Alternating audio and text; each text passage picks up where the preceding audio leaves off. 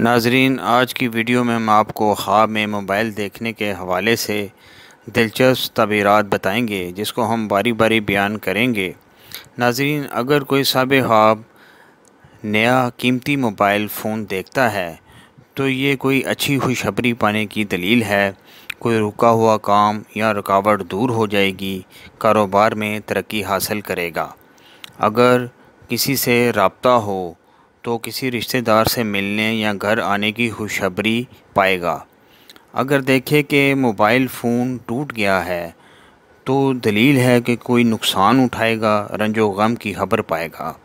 اسی طرح اگر کوئی عورت دیکھے کہ اس نے موبائل فون گم ہو گیا ہے لیکن اس کا موبائل اسے دوبارہ مل گیا ہے تو تعبیر ہے کہ اس کا خاوند پردیس سے جلد واپس آ جائے گا، یعنی اسے خوشخبری حاصل ہوگی۔